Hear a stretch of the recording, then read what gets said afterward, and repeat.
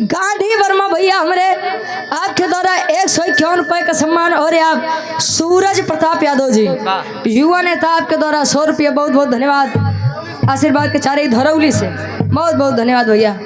4 line भूमिका के अंदर कवि जी भाव लिखत हैं कैसे।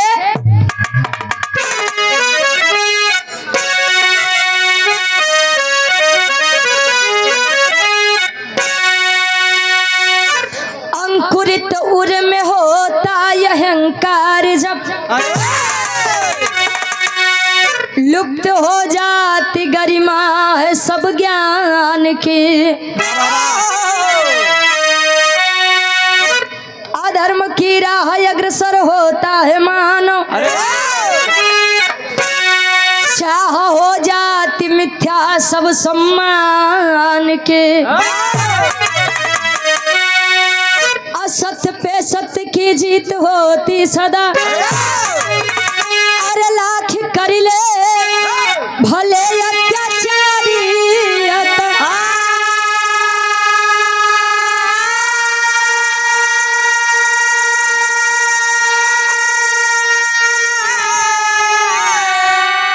अरे फूटता है घड़ा पप का एक दिन, रोक सकता नहीं महफिल का पतन।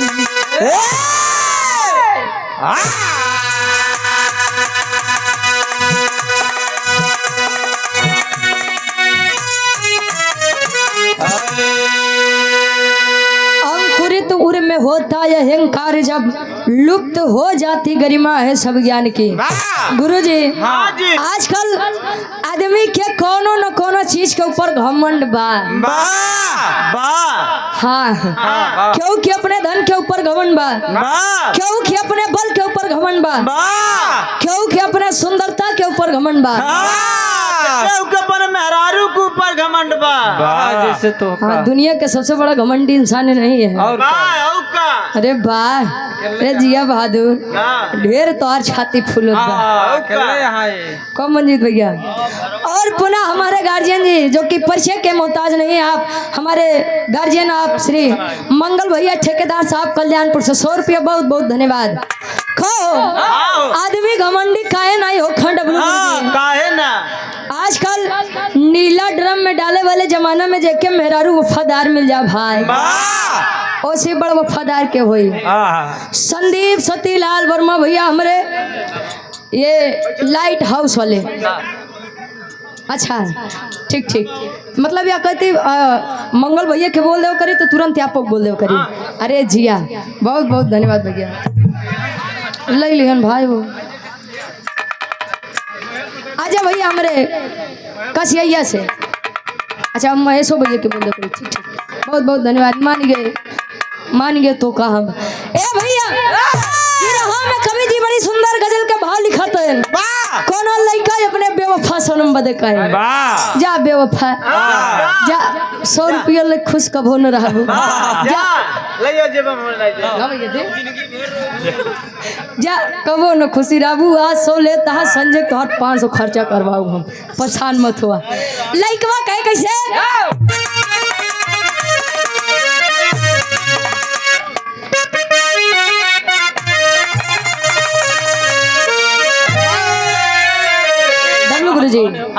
अरे मेरे खून दिल की मेहंदी, मेरे खून दिल की मेहंदी,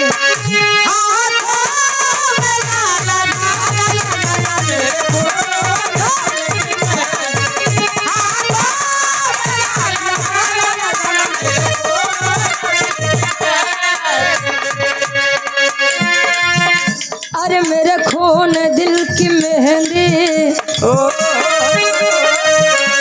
हाथों में ना लगाना, जब निकले मेरा जनाजा, जब निकले मेरा जनाजा, जब निकले मेरा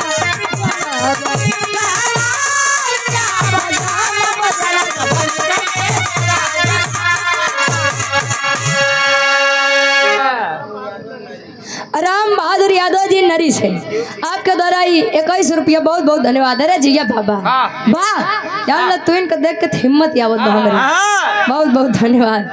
कहे जब निकले मेरा जनाजा सहनाई या तुम बजाना, तर से बढ़िया कवि जी फर्ज में लिखा था कैसे, अरे लाखों मुसीबत आए, लाखों मुसीबत आए, उस हासिल में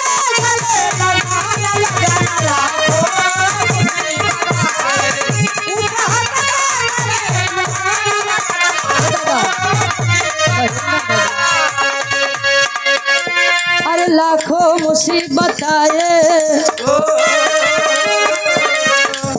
उसे हंस के गले लगाना,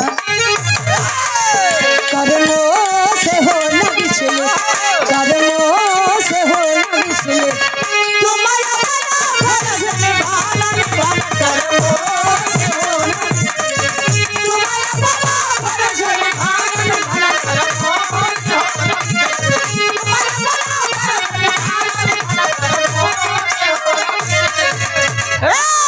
और हृदय के गार्जियन जी आप संदीप सतीलाल वर्मा जी लाइट हाउस वाले, पुनः आपके द्वारा 51 रुपया बहुत बहुत धन्यवाद। अब तो दे दिया लेकिन अब उनके मत दिया, हरिओम के दे दिया, वो लाइक के दे दिया, हाँ भमका दिया, उनके मत दिया। ए भैया कहे जीवन में सुख और दुख आना एक सिक्के के दो पहलू होते हैं। जीवन में यदि दुख आया है तो सुख आएगा जरूर, और जीवन में यदि दुख आया है तो सुख आएगा जरूर। जान ला डब्लू गुरु जी, जरूरी नहीं बजे सबके हंसावे, वो हमेशा खुश होकर करे आत्मा से पूछे, करे आत्मा से पूछा, करे ऊपर का बीतत बा। कहानी का शुरुआत बा कैसे, अब ठेकेदार पुनः हमारे गार्जियन जी आप सूरज प्रताप यादव जी, युवा नेता धरौली से दौलत राम पटेल जी, आपके द्वारा 100 रुपया बहुत बहुत धन्यवाद।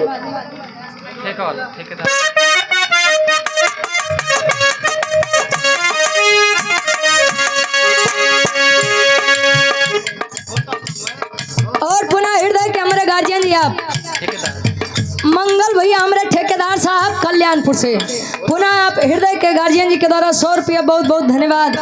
आशीर्वाद के चारे के मुझे अपनी कला में कामयाब रहे।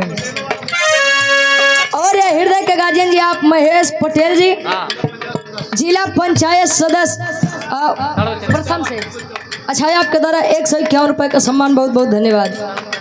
होता समय बलवान वेद शास्त्र बताते,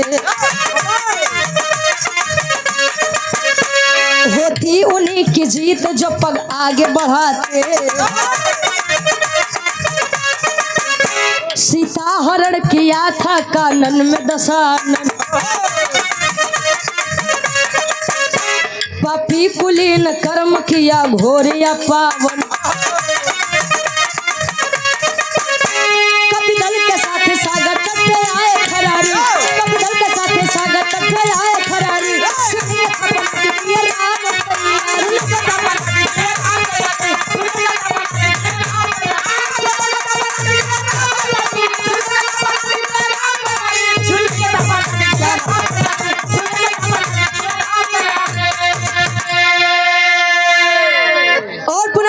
गार्जियन जी श्री राम अवध वर्मा जी महुआए जोगीपुर से, आपके द्वारा 101 रुपया बहुत बहुत धन्यवाद। और हृदय के गार्जियन जी हमारे आप मंगल भैया ठेकेदार साहब, भैया मंगल भैया हमारे ठेकेदार साहब कल्याणपुर से आपके द्वारा 101 रुपया बहुत बहुत धन्यवाद। हाँ आवते हाँ ठीक बा। ए भैया कहानी का जरा विचार करिए। आप लोग जानते हैं प्रभु श्री रामचंद्र जी के अरे वनवास भवा माई सीता जी छोटे भाई लक्ष्मण के साथ चल देन वनवास काटे बदे। पंचवटी से रावण माई सीता के हर के अपने लंका नगरी चल दिया। तमाम युद्ध भवा कहो अंत समय जब युद्ध एकदम आखिरी चरण पे पहुंचा बा प्रभु श्री रामचंद्र जी समुद्र के किनारे पूरी बानर सेना लेके पहुंचे। कहे बेटा हनुमान ए हनुमान कहे बोला स्वामी कहे बेटा मैं चाह रहा हूँ कि रावण का विनाश करने से पूर्व अपने आराध्य भगवान शंकर जी के तनी पूजा पाठ आराधना विनती इबादत हो जाओ। कहे मतलब बताओ तो एक लाइन गीत लगत बा कोनो दुल्ही अपने सैया जी से फरमाइश करत भाई हमरे बाबा के उम्र वाली बा कैसे बा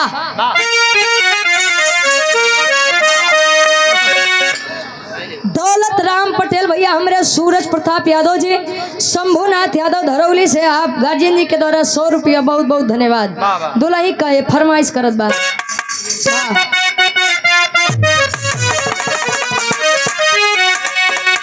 अरे बाली और झुमका भुलाई जा। सूरज जी ध्यान दिला आगे आवे वाले समय में काम दे बहुत जरूरी बात है। हीरा लाल भैया हमरे सोखा जी नेवादा से आपके द्वारा 51 रुपया बहुत बहुत धन्यवाद। बहुत बहुत धन्यवाद। अरे बाली और झुमका भुलाई जा बाली और झुमका भुलाई जा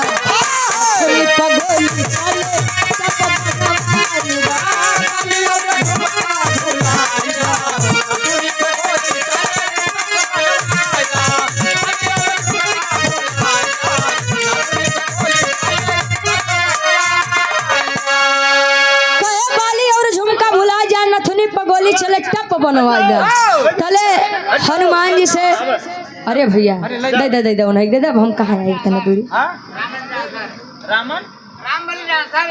राम बलि डांसर राम बलि डांसर भैया मेरे ठीक ठीक वाह आपके द्वारा 21 रुपया बहुत बहुत धन्यवाद। अच्छा मेहंदी वेहदी लगाए राम बलि डांसर मोछा वाले वाह बहुत बहुत धन्यवाद। अच्छा कब बाबा अच्छा नाचत के का सब छुलवा दे थक नहीं अच्छा खेती ठीक ठीक अरे बहुत बहुत धन्यवाद। आप श्री रामकरण वर्मा जी लोहिया नगर स्वामी कपूरवा अंतु प्रतापगढ़ से आपके द्वारा 100 रुपया भैया। हाँ हाँ सुना देते भैया बहुत बहुत धन्यवाद। एक बेलवरिया हमारा और सूरज यदुवंशी जी के लगभग हर चैनल पे मिलियन में चला बा कहो ए भैया हनुमान जी से राम जी कहते खा कहे अरे मानवा के मनसा पूरा बेटा हनुमान अरे मानवा के मनसा पूरा जानी पड़ी कोई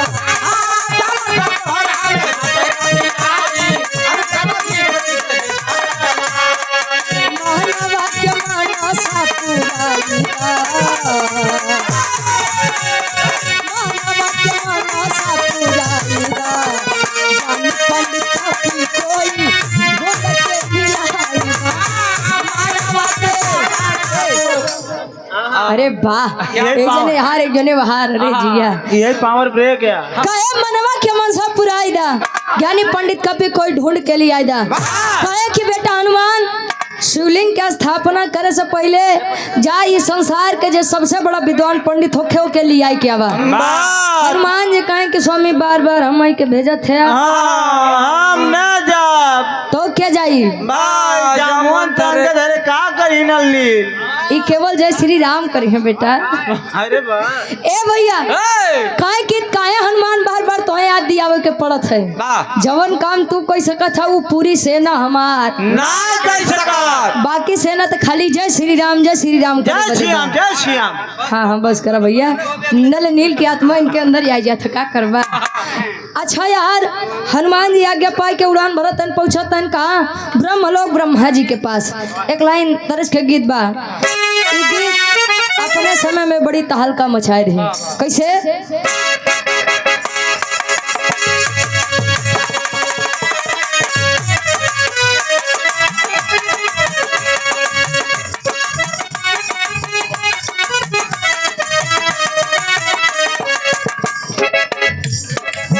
गईली बाजार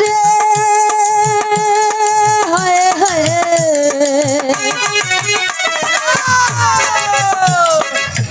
गईली बाजार गोरिया या गारे गईली बाजार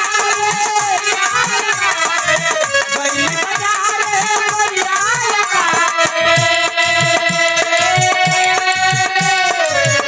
अरे आशिक पछाड़े मारी मोहब्बत घूमत करे भैदाब गोरी गोल गप्पा घूमत करे भैदाब गोरी गोल गप्पा घूमत करे। बिचवन तू का मार। अरे हृदय के हमारे गार्जियन जी उमाकांत मिश्रा जी, लोहिया नगर स्वामी कपूरवा से अंतु प्रतापगढ़।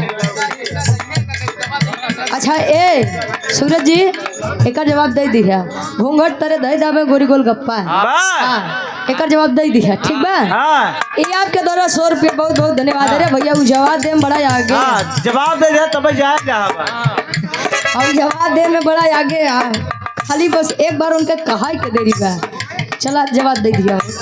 ए भैया कवि जी लिखते हैं हनुमान जी पहुंचते हैं ब्रह्मलोक ब्रह्मा जी के पास। अरे दादा हाँ जैसे वो करी पूछ कैसे?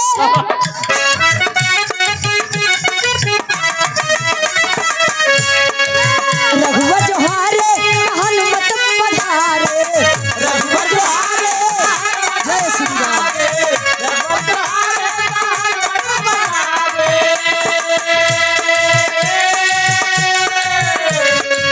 रघुवर जोहारे हनुमत पधारे अरे आस भरी अखियाँ से प्रभु रैया पवन गति से चल भइले बल कपिया पवन गति से चल भइले बल कपिया पवन गति से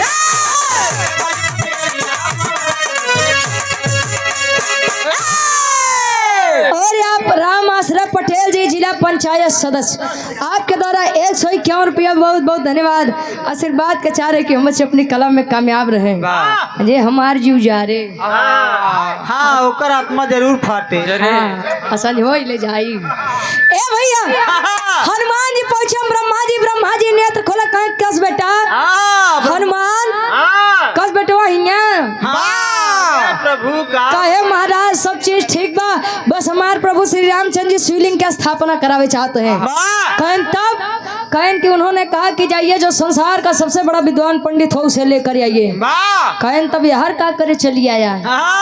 कहन अरे महाराज सृष्टि के रचयिता आप है, आपसे बड़ा विद्वान क्या हो सकत है। कहन तब तो बेटा गलत पते पर आ गए हो। कहन तब कहाँ जाई? कहे कि संसार का सबसे बड़ा विद्वान पंडित मैं नहीं बल्कि हमार पनाती रावण बा, ओ करे लगे जा। हनुमान जी कहन अरे ब्रह्मा जी दिमाग कुमाग खराब बका पागल हो गए हैं। कहे क्यों नहीं रावण से युद्ध फना बा और नहीं रावण का हम चल जाए पुरोहित के रूप में निमंत्रण दे, राम जी जान जाए तो बड़ा आफत हो जाए। चल दिए हनुमान जी राम जी के पास। कैसे तेरी के भाव लगत बा?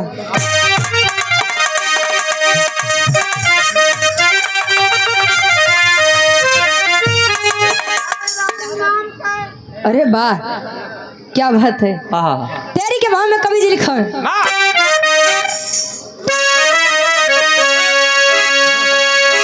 बजौबा को लेके बजावा।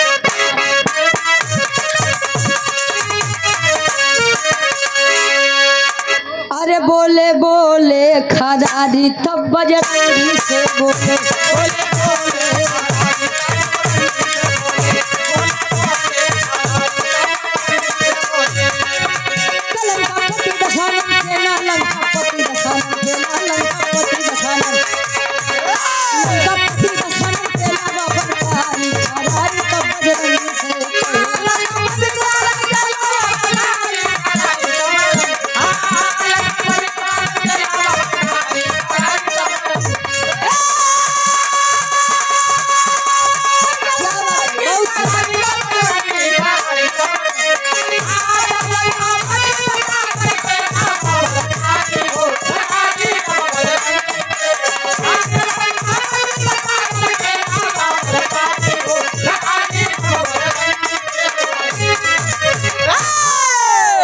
लंका पति दशरथ के लावा बलकारी हरारी तब बजरंगी से हनुमान जी मुंह लटकाए पहुंचे राम जी लगे।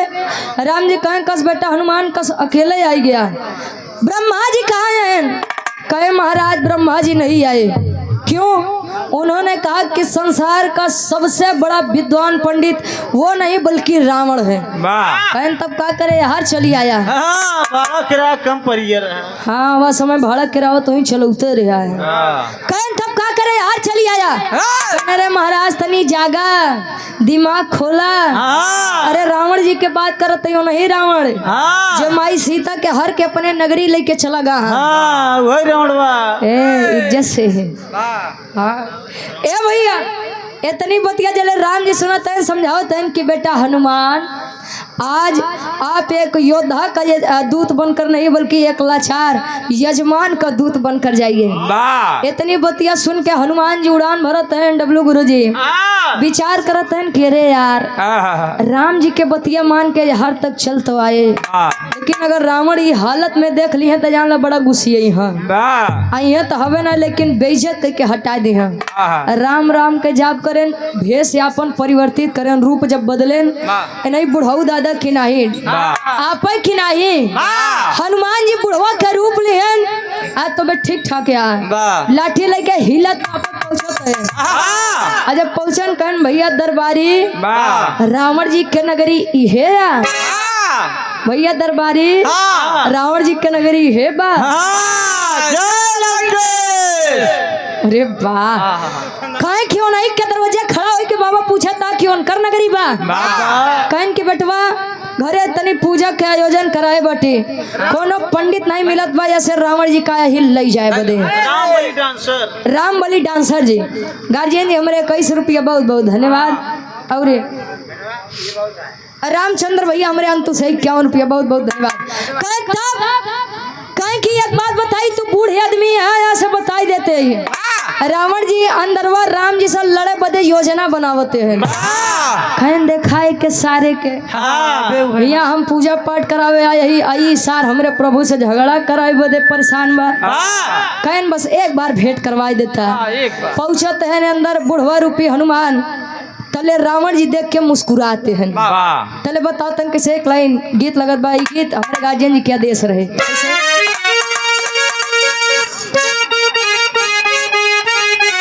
और यहाँ सम्मानित गार्जियन जी और राम दुलार पटेल जी धरौली से 51 रुपया बहुत बहुत धन्यवाद।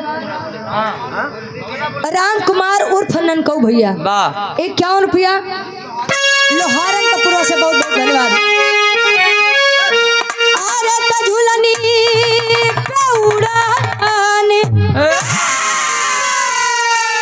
अरे तझुलनी प्रौढ़नी हई जहाजिया उड़ादा हई जहाजिया उड़ादा हमार पाई से बड़ा जहीरा जड़ादा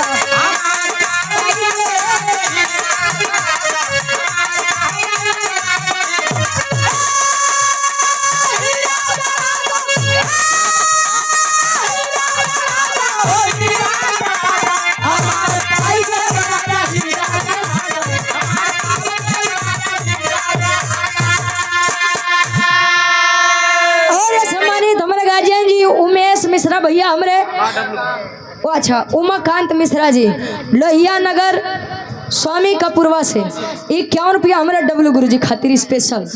लो गुरु जी तू इनके भाई गया वाह बहुत बहुत धन्यवाद। और आप सम्मानित गार्जियन जी घर मलिकार जी के आप भांजे हैं राम नरेश उर्फ लल्लू वर्मा भैया बाबू कपूरवा से 101 रुपया। चले हनुमान जी बुढ़वा रूपी लई के रावण जी के नगरी पहुंचा तले रावण देख के मुस्कुरा दिया। तले हनुमान जी चिंतित हो गए कि अरे यार कौन पूछिया तो नहीं छूट गया। हाँ लगा हूँ बेचारू पीछे देख कहीं कि नहीं पूछ तो गायब बा। तभी रावण कहे देख के मुस्कुराते हैं, लगे हाथ गोड़ देखे कहे कि इतना रोवो नहीं बा कि जान जाऊँ हो बनरवा आए बा। कहे तभी कहे बड़े मुस्कुराते हैं। रावण जी से जब पूछते हैं तो रावण जी बतावत हैं। का बतावे? राम दुलारे भैया हमारे धोरहरा से 100 रुपया बहुत बहुत धन्यवाद। अरे बोला दशानन, अरे बोला दशानन, हे हनुमान आवा तोहार पुछिया कहाँ बहन बतावा। तोहार पुछिया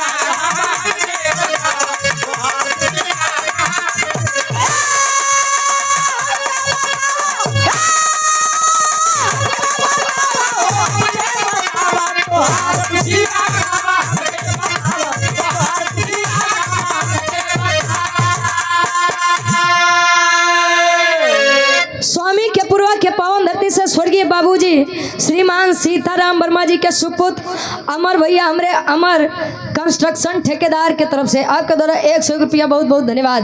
कहे बोला दशानन ने हनुमान आवा तोहार पुछिया काम हमके बतावा। कहे बेटा हनुमान, हनुमान जी लगे ऊपर देखे रे महाराज पहचान ही गया।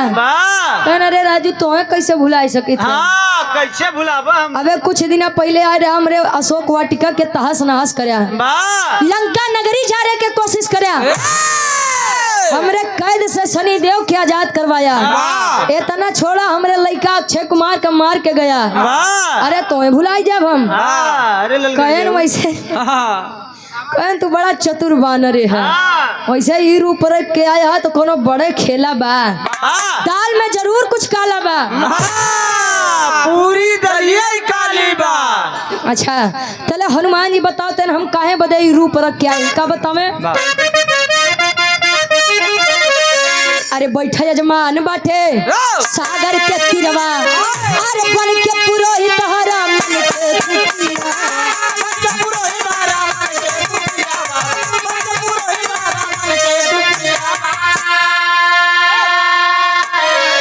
अरे आप शिवलिंग के,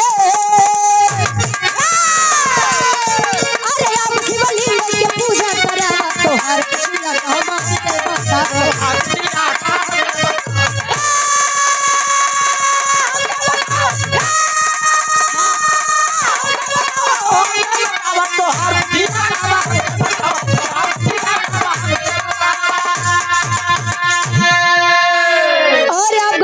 जितेंद्र पटेल भैया हमरे भावी जिला पंचायत प्रथम सड़वा चंदिका से आपके द्वारा 500 रुपया बहुत बहुत धन्यवाद।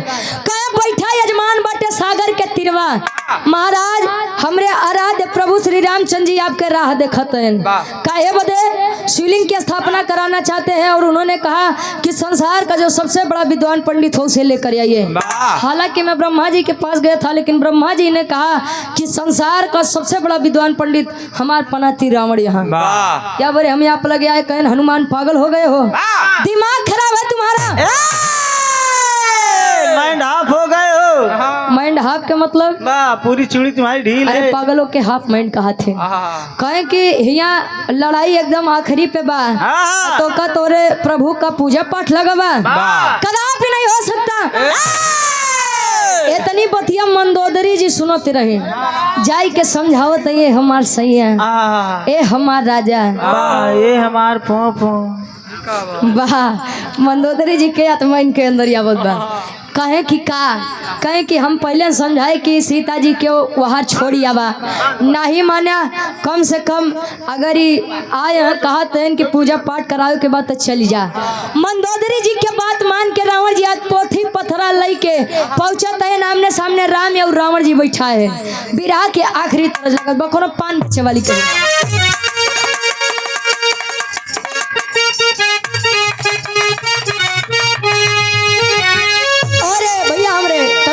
बांध ले भैया। सिया राम वर्मा खैरा से 100 रुपया बहुत बहुत धन्यवाद। अरे कोठे ऊपर कोठरी हलवैया के दुकान,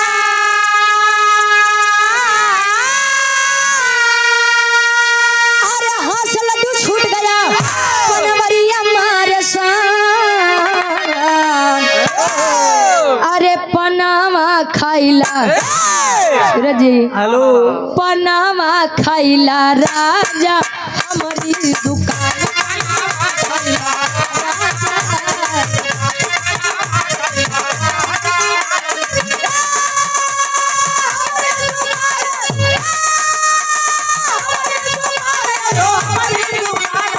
राजा हो हमारी राजा हो हमारी उमाकांत मिश्रा भैया हमारा लोहिया नगर की धरती से 100 रुपया यहाँ है, फटका सूरज जी बदे हाँ हाँ हाँ सुना दे हाँ तोरे बदे नहीं दिया तोरे बदे गावे बदे कहे हाँ 51 रुपया हमेशा इनका दिमाग पैसा पर हाथ है हाँ ठीक ठीक ए भैया कहे पनवा खाइला राजा हमारी दुकान वैसे चौरसियो जी हरन का बड़ा अजीब खेला बा वो बेचारे पोछ पोछ चूना लगावत हो को गुरु जी हाँ जी पहले के आदमी पान खाए में बड़ा शौकीन होत रहे ना।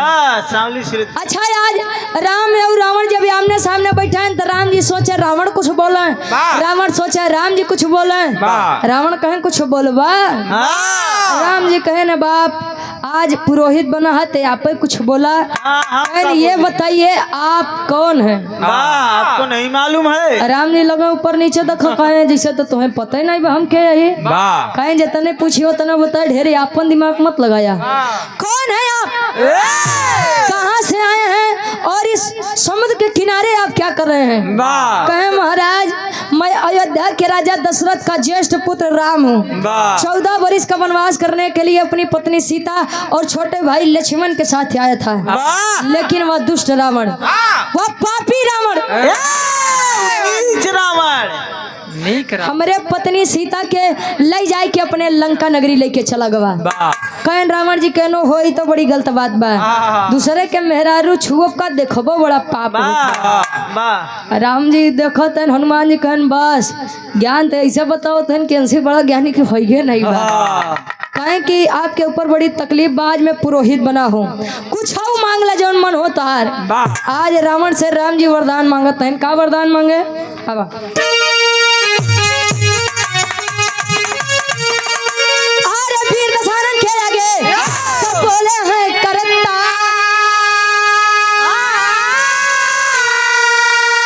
अरे यह लालसा दिल में बाटे करे मंत्र उच्चार अले तले लंका पति के हम गर्दन उतार ले लंका पति के हम गर्दन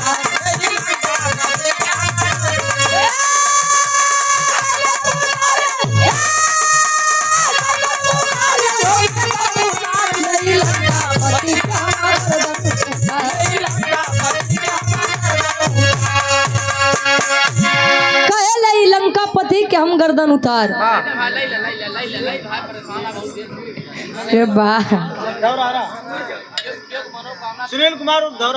सुनील कुमार भैया मेरे धौरहरा से वहीदा घाट से गार्जियन जी के द्वारा 101 रुपया बहुत बहुत धन्यवाद कहे लंका पति के हम गर्दन उतार रावण से राम जी कहे कि महाराज जब हमारे सामने वो लंका पति दशानन से होखा तो रावण के 10 शीश काट के आई रावण जी कहे नहीं मस्त ऐसा ही होगा कुछ और चाहिए क्या चाहिए बताओ तो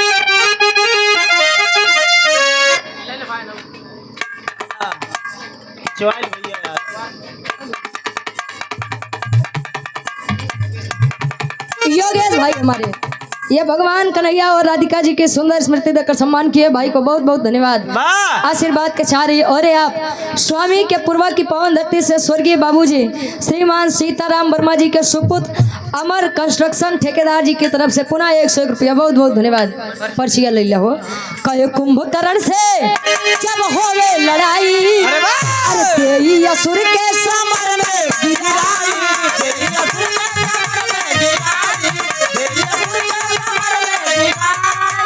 अरे रनवा में लक्ष्मण के अरे रनवा में लक्ष्मण के ना होवे हार ले लंका पति हम गर्दन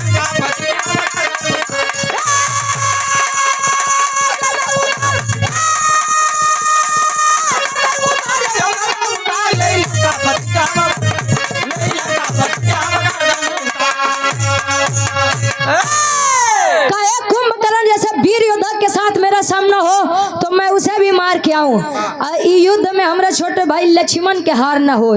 रावण जी कहें कि देखा राम, हमरे भाई के मृत्यु मांगा था हम ही से, अपने भाई के विजय मांगा थे। खैर अब हम तो जबान दिए दिए ही गुरु जी, जा ले जा तो वरदान हम देते ही कि कुंभकर्ण के भी हराई क्यों बा और तोरे भाई लक्ष्मण के हार नहीं होई। ये 3 वरदान जले मांगत हैं। रावण कहे न तोहार होई कि हमें अपन सुनाई, काहे कब शुभ मुहूर्त नजदीकात बा। सुनाओ तन कैसे पापड़ के भाव में कवि जी लिखते हैं। सोमनाथ वर्मा जी हमारे गार्जियन जी, ठेकेदार साहब,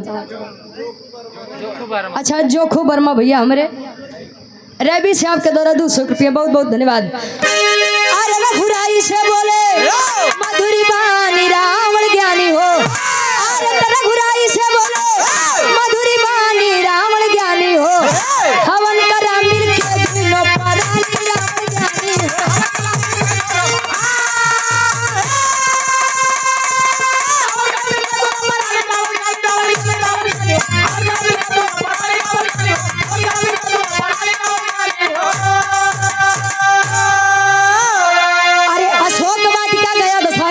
सीता को ले आया हो, कैलाश से शिवलिंग लाओ, हनुमत को भिजवाया हो, अरे आज्ञा पाक के चले हैं बन के खानी रावण ज्ञानी हो, तो राम के बगले बैठी सिया सयानी रावण ज्ञानी हो।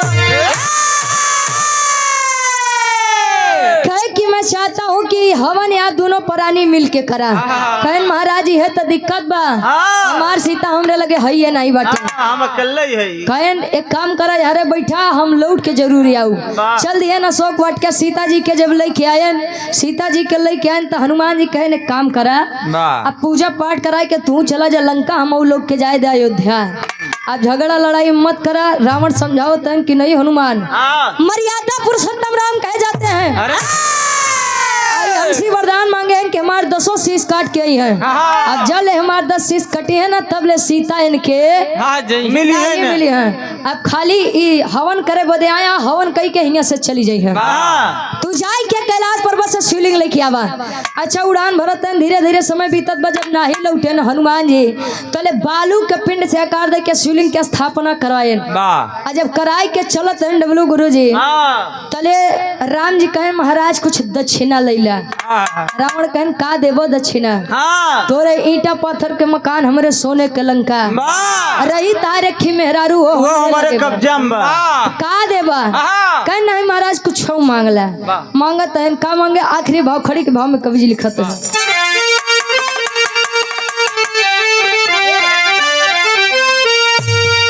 अरे हिले नहीं पिंडा वीर दसानन बिहा से, अरे करिया रघुबर लड़ैया समर में हमसे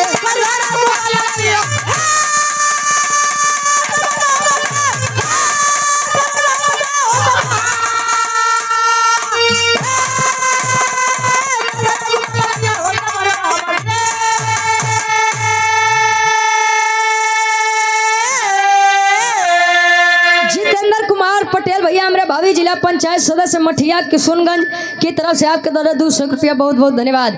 कहन राम अगर हमका कुछ दक्षिणा में दे चाहता तो एक चीज दा कि अगर तो हमारे लंका नगरी में आऊबा, अगर एको वीर बच जाई है तो सीता के लेके मत आया। भाई रावण के तो घमंड रहे कि हमारे इतना लंबा परिवार बा, 1 लाख पूत 1.25 लाख नाती, रावण घर दिया नबाती का भैया घमंड तो 6 के नहीं टिका। चल दिया युद्ध भवा। आज कंडीशन ऐसा बा कि लंका नगरी के नहीं पता बा कहो। अब उस जगह के नाम का पड़ा जोने जगह रावण जी के द्वारा राम जी शिवलिंग का स्थापना करवाए रहे और आज भी कलयुग में मौजूद बा। अरे सासिया को लेके तब चल दिया है लंकेश्वर, जहाँ किया था अनुष्ठान तीर्थ बना रामेश्वर।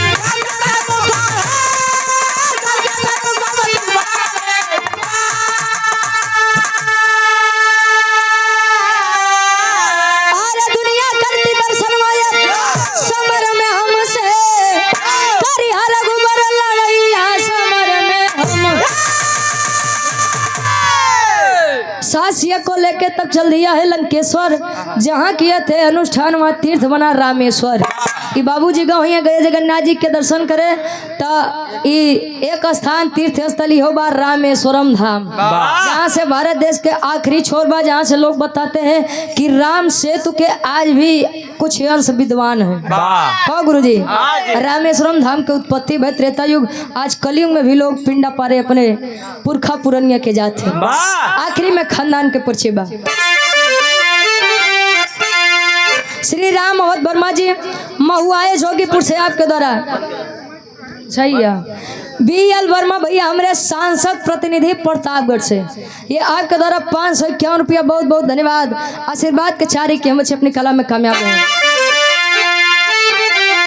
गुरु बिहारी, गुरु गणेश, गुरु रामलाल गुरकारी, स्वर्ग से चंदिका कवि, भारत जीवन है पुजारी हो।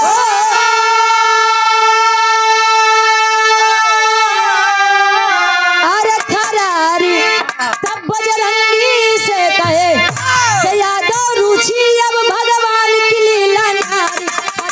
खरारी तब बजरंगी से कहे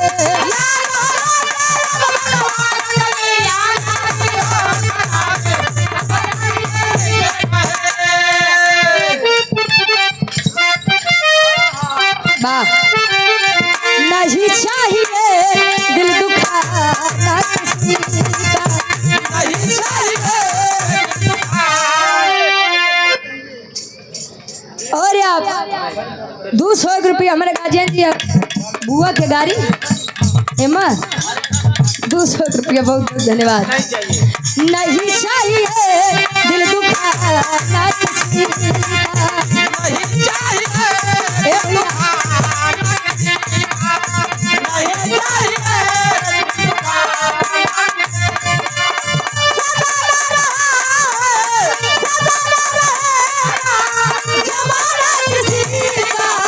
नहीं चाहिए।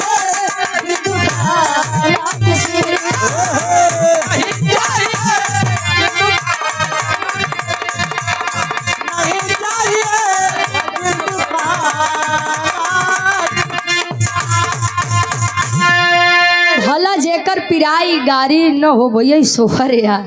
अब